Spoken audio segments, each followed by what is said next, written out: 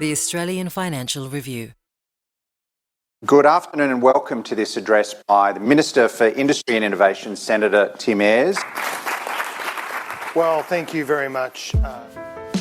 This week, the federal government released its national plan on artificial intelligence. AI, enabled by the digital connectivity that we've already established, is rolling out faster than any previous wave of technological innovation. The long-awaited AI strategy was light on detail. Closing the door on AI would be impractical and, I think, impossible.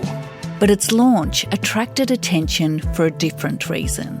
Sitting in the audience was OpenAI's Global Chief Strategy Officer. The maker of ChatGPT has set its sights on Australia, with a blitz of partnerships and investments and a new local headquarters. Most of us, I'm sure, are old enough to remember the dot-com boom and the tech wreck. There are obvious parallels. But its arrival down under comes as the debate is raging over whether the AI boom is an AI bubble. The AI bubble is a bubble. Is it a bubble? Is there going to be an AI bubble burst? There's no question that we're in a significant bubble.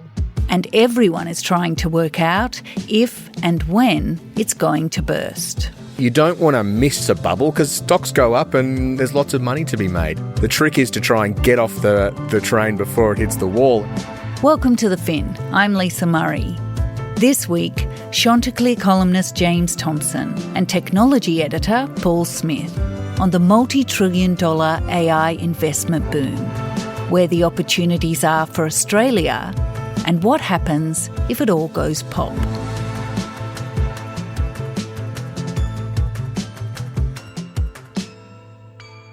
It's Thursday, December 4. Hi, James. Hi, Paul. Thanks for coming on the podcast. Thanks for having us, Lisa. Hey, Lisa. James, big tech companies are investing billions and billions and billions of dollars in AI infrastructure to the point where people are now asking not whether we're in a bubble, but when is the bubble going to burst? Do you think this big bet on AI is going to backfire?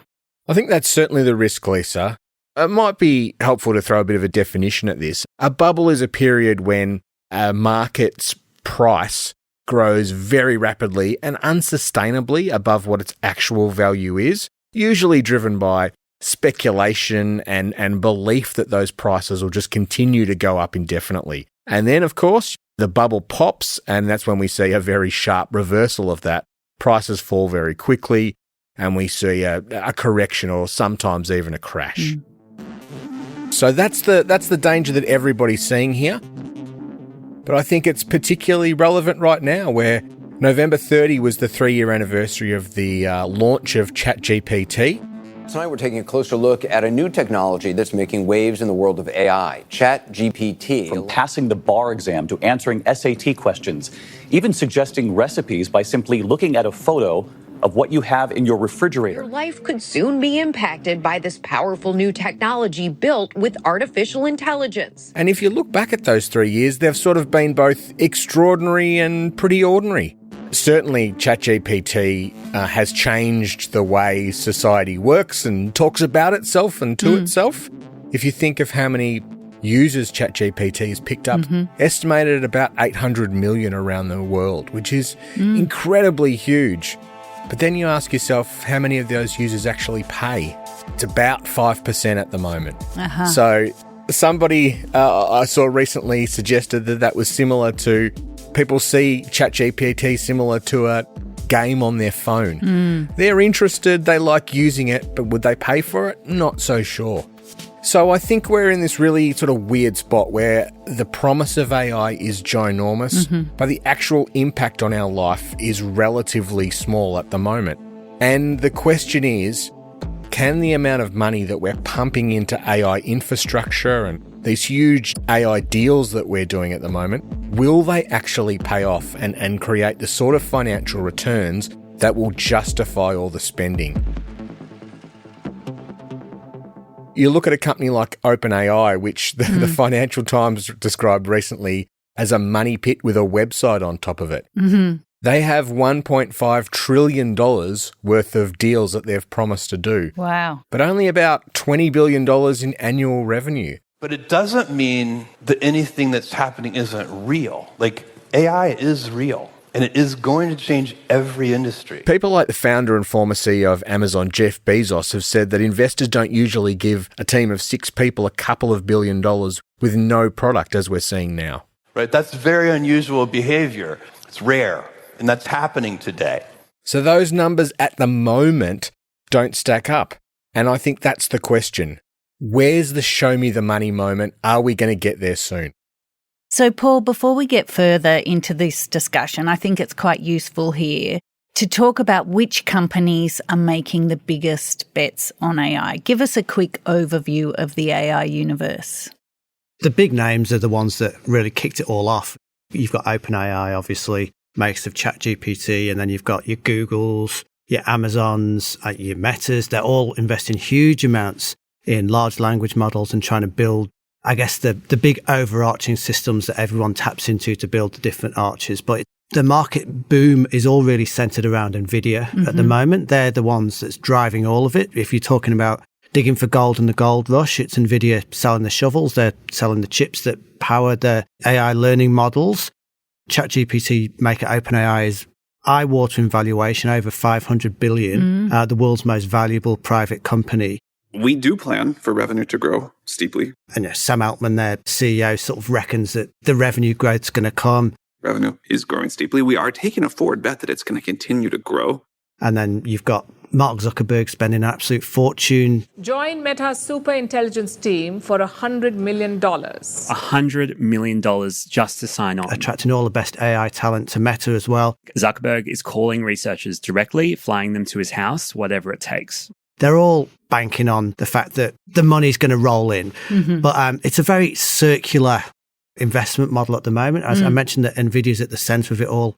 James mentioned the eye-watering deals that they're promising to do with everyone from ChatGPT, AMD, all these chip makers, even in Australia with Firmus.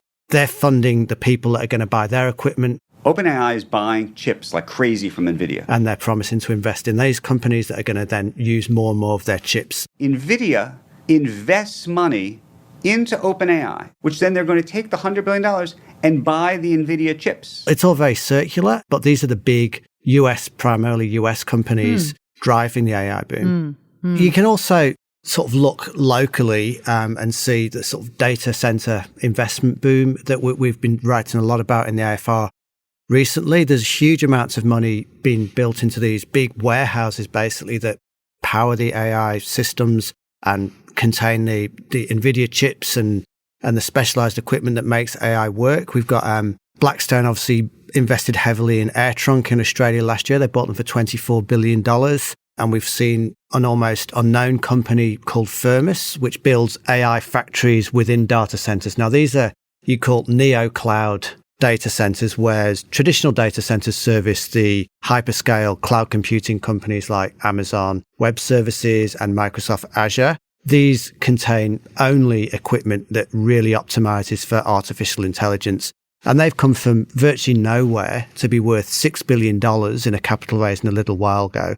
And they've got these plans alongside NVIDIA and CDC data centers to build gigantic AI data centers all over the country. They're talking about spending up to $73 billion by the time it's completed in 2028, if indeed it is completed. And then you have other stories that we reported at the start of the week that TikTok has been trying for over a year to build a big data center in Australia. And if you look at the size that's looking like being, that would be in the high hundreds of millions of dollars to build as well. And they've struggled to get approval from their Foreign Investment Review Board. So that's basically a wrap-up of the AI universe as it is at the moment. Just a huge amount of money being spent, a huge amount of promise, a huge amount of talk about what may be happening in the future, but not a huge amount of clear results yet. And Paul, what is OpenAI looking to do in Australia? Its Global Chief Strategy Officer was a notable guest at the launch of the federal government's AI plan this week. What are they planning? Yeah, it was a surprise to see Jason Kwan in the audience. He's one of Sam Altman's sort of chief lieutenants, so to speak, the next level down. And the fact that he was there was just a sign of how seriously they're taking their push into Australia. They opened their office in Sydney this week as well. The company had their chief policy officer in Australia a few months ago, so obviously there's lots of speculation that they might be investing in data center infrastructure here at some point in the future. And they've been busy doing lots of deals whilst they've been in Australia. Commonwealth Bank and Wesfarmers have signed up as corporate customers. There's universities signed up as well. And it's an interesting time at the company behind the scenes because Sam Altman issued a code red this week, according to reports from the US, which means that they're really worried about Google's Gemini overtaking ChatGPT in numerous benchmarking tests. So they're focusing all their work on trying to get back ahead of that. But meanwhile, around the world in places like Australia, obviously they're expanding their already sizable interest. So their presence at the launch by Minister Tim Ayres was certainly notable, even though the AI plan itself kind of got a bit of a lukewarm response. No one was saying it was bad, but there was no real meat to it, no clear regulations announced. And it came just as it's really getting full steam ahead in the AI investment boom. James, as Paul said, NVIDIA's at the centre of this AI universe. Was NVIDIA's results a few weeks ago a real moment in this boom bubble debate? Because profit, revenue and earnings guidance all beat expectations, yet investors sold out of the big tech companies the following day. Yeah, I think this was a bit of a moment. As you said, NVIDIA's results were unbelievably good. This was the first company to reach a market cap of $4 trillion, quickly went to $5 trillion. It's come back a little bit now, but it's not too much to say this company's the linchpin of global equity markets. About 8% of the entire S&P 500, that's the big US share market index, is weighted to NVIDIA, one company. A whole lot of super fund money, a whole lot of money from investors all over the world is riding on this one company. And it's actually living up to that promise. NVIDIA's share price has surged more than 1,200% since the launch of ChatGPT, which is way higher than the gains recorded by Bitcoin, gold, Wall Street, and the ASX in the past 3 years. If you look at the most recent results for the third quarter, quarterly revenue, that's just in 3 months, $88 billion in Australian dollars, with revenue growth accelerating. Profit too is sitting at about $50 billion a quarter. So that's an annualized rate of $200 billion. So unsurprisingly, the CEO of NVIDIA, Jensen Huang, is really upbeat. I don't believe we're in an AI bubble. He doesn't see a bubble because the growth is there. The profits are real.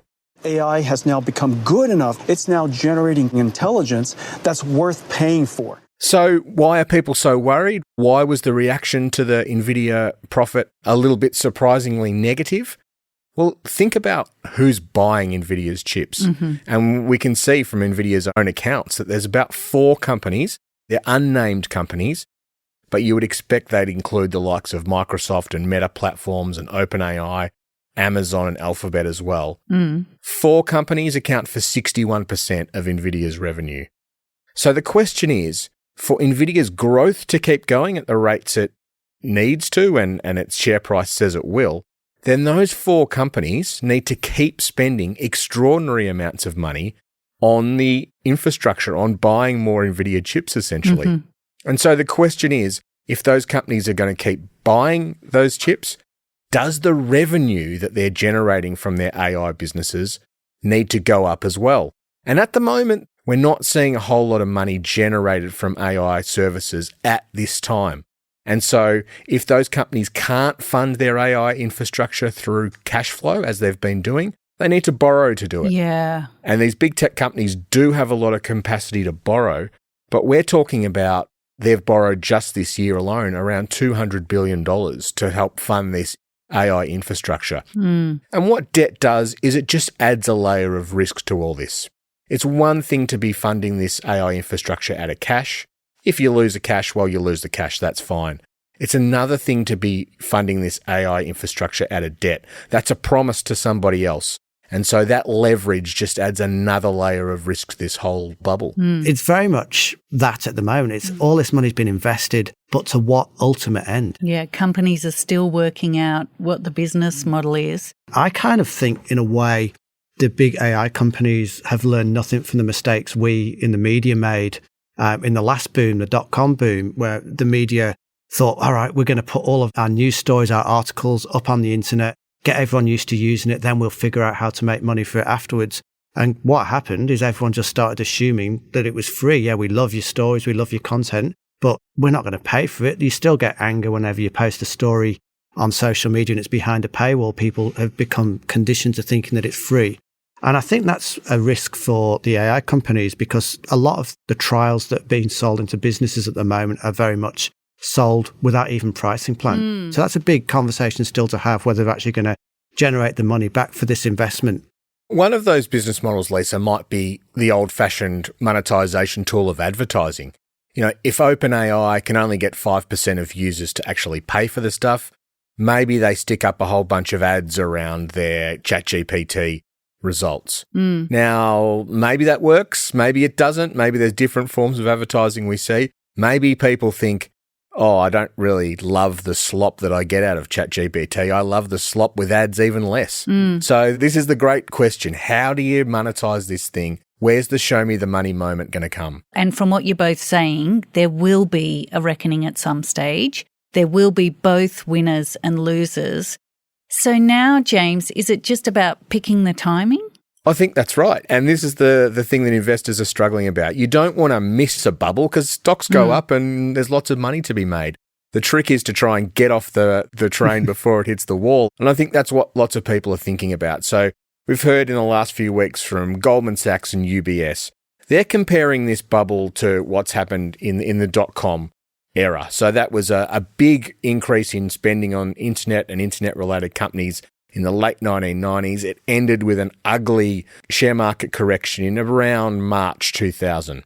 So the question is, are we at 1999 and we've got only a few months before that ugly moment comes? Or are we, say, in 1997? We've got 2 more years of hype to build up.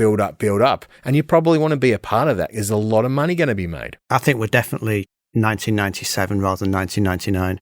There's so much money been raised and so much money still being committed, and we're nowhere near the end of the runway. We've got, you'd say, at least 2 years to go before we start having some really serious questions about where all of this is going. And maybe in that time, something amazing does happen and they do invent something that's completely different and better.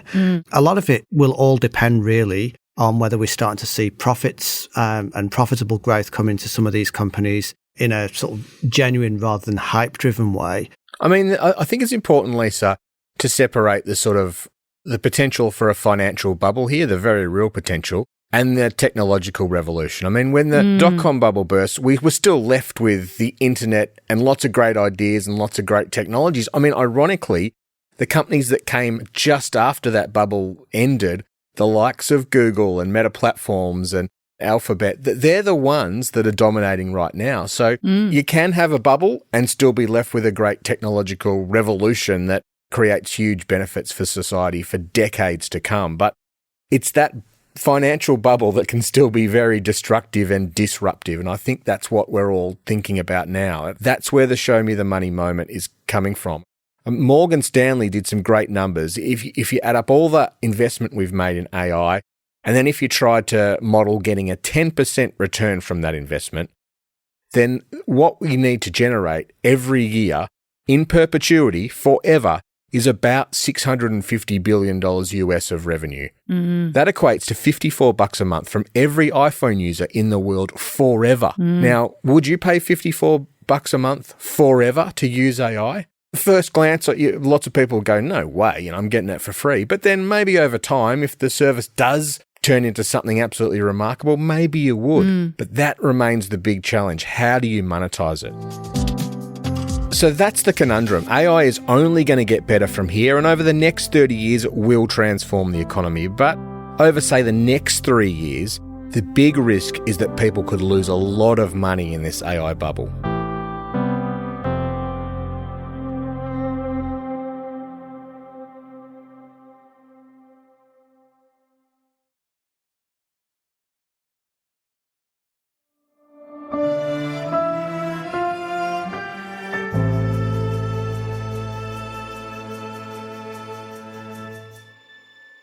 We're talking about the boom in investment in AI infrastructure that has everyone talking about the AI bubble and when it might burst.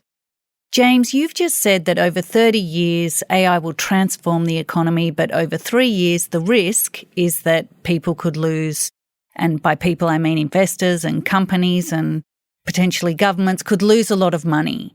How much, how bad will this be? The how much is very difficult to answer. Well, we've invested, I think, over the last 2 years, about $1.2 trillion in AI infrastructure around the world. So that money won't be necessarily lost. I think the infrastructure will be valuable for a long time. But how much of the market cap increase that we've seen on, say, American stocks will disappear? That's difficult to say. A bear market is a 20% fall. Could we get something like that? Absolutely. We saw a 20% fall around April when Donald Trump introduced the Liberation Day tariffs. So that is completely possible. But I think what's important is to think about how central these tech companies have become to financial markets. The Magnificent Seven tech stocks, so that's Apple, Amazon, Alphabet, which owns Google, Meta Platforms, Microsoft, Nvidia, and Tesla, they account for about a third of the S&P 500. And the US market accounts for about 70% of global markets. And then, as we said earlier, Nvidia accounts for 8% of the US market. So we've concentrated into one geography, America, into one sector, tech, and then into one company, Nvidia. So there's a lot riding on Nvidia sort of holding everything together. I would also just point out that in America, we've seen a huge boom in retail investing. So there's a lot of mums and dads and households who are very reliant on the stock market now. And it's the same in Australia. A lot of our collective net worth is tied up in stocks. So in Australia, the country's biggest superannuation funds have invested more than $143 billion of our retirement savings in stocks exposed to the AI boom. If we see a big, deep correction, the sort of thing we saw in 2000, I think the ramifications will be large and they'll be economy-wide, not industry-specific. But that also can have a sort of negative wealth effect. People feel like they've lost money, so they go out and they spend less. And then the other thing is, we've got economies around the world where business investment has been pretty stagnant, except for AI. Now, in America, the forecast from Morgan Stanley is that AI is making a massive contribution to GDP growth. They reckon that over 2026 and 2027, AI spending could account for 20% of US GDP growth. So imagine if that leg of the stool gets kicked out by a big correction in this bubble. You wouldn't just see people's stock portfolios go down. You could see a hit to US growth, which will have to have ripple effects for Australian growth too. I don't think all of the big AI companies are going to still be here in 10 years' time. It'd be the same as with the internet companies. Yahoo didn't continue. As long as you've got your money in one of those ones that goes on to go absolutely ballistic, then maybe that offsets some of the losses. So some of the companies are going to disappear, but if we're talking about people in the superannuation funds losing money, then that's something to really worried about. But hopefully the chief investment officers have got a decent spread, so the losses will be outweighed. But from what you're both saying, this will be a reset. It's not the end of the AI revolution. As you said, JT, the technology will still be there. Paul, is there a big upside for Australia in potentially being a data centre superpower? Well, that's what we've been told. That's what we've certainly been told from people in the industry and anyone that's trying to get into politicians' ears at the moment. We've got a national AI capability plan that came out this week as well, which is very much focused on making sure Australia doesn't miss out on this. But Australia, if you just look around us, has got all the advantages in the world if you want to talk about this kind of thing. The tech companies need huge amounts of space. If we're talking about the renewable energy need to power these things, we've got sun, wind, and all of those kind of things. The energy question is a huge one to solve still. But we've got a better chance than most countries of making it viable. We've got political stability, so companies across the Asian region, from the US as well, would be happy for having their data in Australia more so than other places that might want to kind of win this business. And we've already got a well-established data center sector with some heavily capitalized and successful players like AirTrunk, which I already mentioned, got bought for a fortune last year, owned by Blackstone. They want to invest more in the category as well. We've got NextDC, one of the biggest listed tech stocks on the ASX. CDC data centers worth billions of dollars. Goodman Group moving into the sector because they can see this is where the gold rush is. We've now got a new industry association in Australia as well, Data Centres Australia, which was formed last week. It's got 11 founding members, money from all of the big data center companies I just mentioned, plus also the big US companies like Amazon Web Services and Microsoft. And they're talking about getting some of the roadblocks to investment out of the way. They know that the power issue is huge. They know that the access to water is huge. They know that planning approvals are a big issue as well. And these are all kind of things that they can get into the ear of politicians to try and grease the wheels a little bit. Paul, you listed a few of the challenges there, and I wanted to ask you and James about those. Energy, for one, already a big political debate in Australia. People don't like power prices going up, and data centres use a lot of power. There's also the issue of water for cooling, long approval waiting time, social licence. How hard will these challenges be to overcome? Huge. The data centre energy demands are absolutely huge. OpenAI in the US has committed to infrastructure that will require 7 gigawatts of energy. As someone that watched Back to the Future a lot in my youth and recently as well, we all know that generating just 1.21 gigawatts of energy was a huge deal. I needed a bolt of lightning for that. Marty, I'm sorry, but the only power source capable of generating 1.21 gigawatts of electricity is a bolt of lightning. And that was just for a second to get the DeLorean back to 1985. So in the context of consistent power needed for data centres, a gigawatt would be about what is produced by one nuclear reactor, and they're needing a hell of a lot more than that. What does a gigawatt of power do? A gigawatt of power is equivalent to about 500,000 homes. It's the amount of power needed to power 500,000 homes. Australia's energy market operator expects data centres are going to consume 12% of all power generated by the grid by 2040 and warns coordination between governments and companies is going to be needed to manage the growth. And AirTrunk is actually building a hyperscale data centre in Eastern Creek in Sydney. It's applied for a 400 megawatt grid connection. And this is a site known as SID3. And that's going to be the kind of capacity that companies like Microsoft and Amazon are going to need. And AirTrunk needs that power for every minute of every hour of every day. But as Chanticleer columnist Anthony McDonald reported this week, AirTrunk was only able to get a commitment for 300 megawatts of power, with the remaining 100 megawatts granted as flexible power.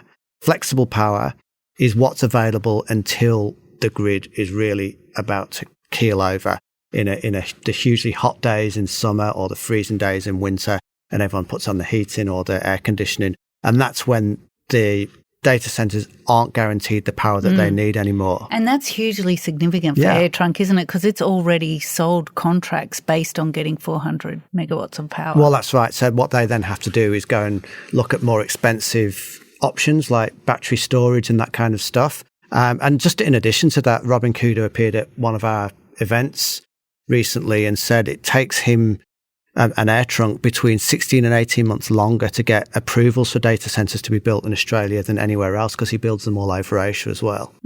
Lisa, I think this is about choices. It's less about challenges and it'll become about choices. If you've got a data centre, a relatively small one in global terms of 400 megawatts, which is about 200,000 houses, what do you want to electrify? A data centre so I can search who played in the back pocket for Collingwood in the 2023 premiership a little bit easier through ChatGPT, or 200,000 houses, or a manufacturing plant that is going to create, 30,000 jobs. That's a difficult choice to make.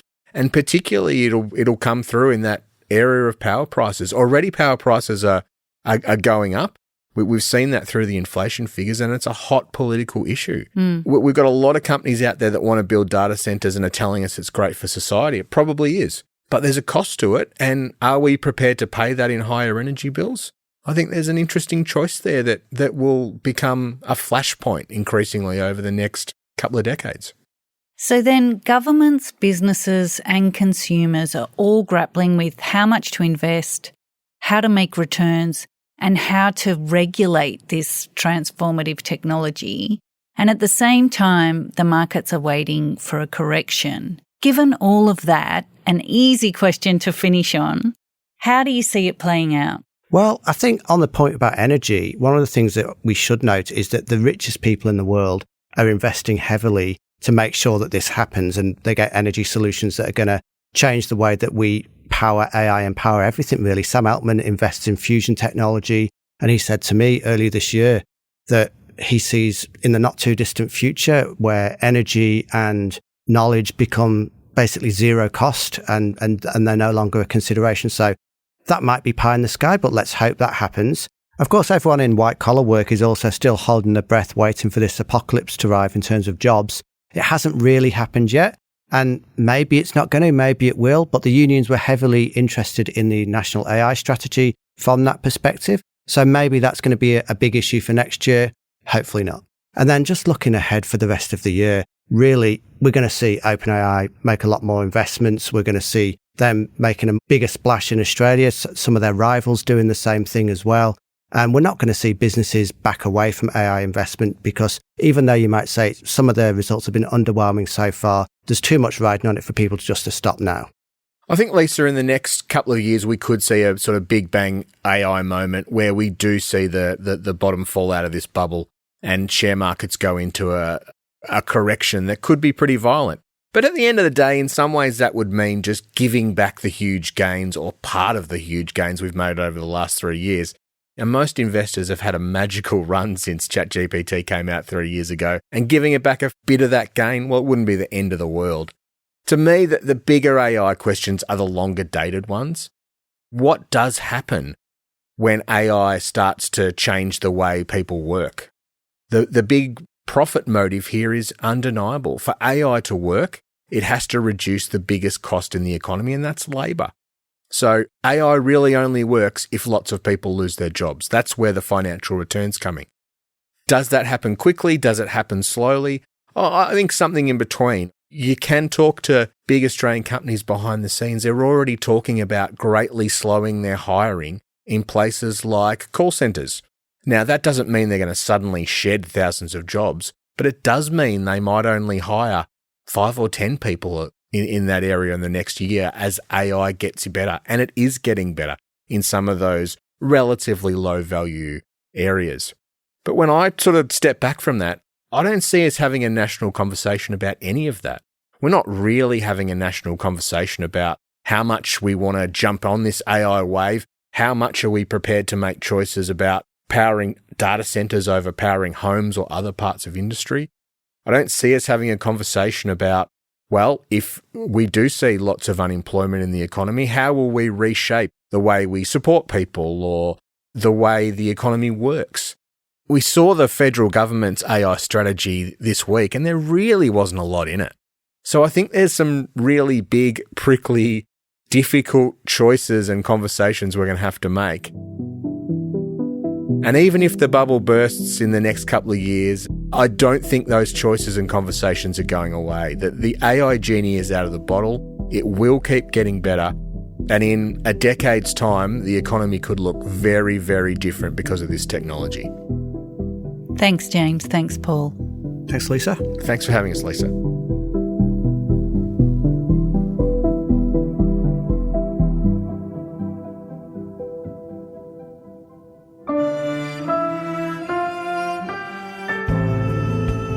Thank you for listening to The Fin. I'm Lisa Murray, with Financial Review Chanticleer columnist James Thomson and technology editor Paul Smith joining the podcast today. Hear more from James and his co-host Anthony McDonald on the Chanticleer podcast. The Fin is produced by Alex Gow and Mandy Coulin. Fiona Buffini is head of premium content. Our theme is by Alex Gow.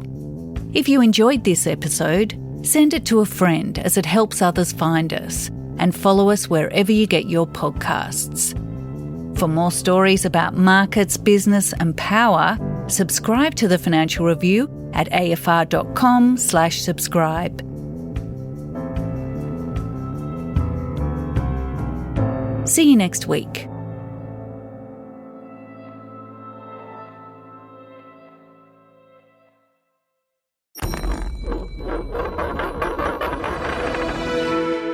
The Australian Financial Review.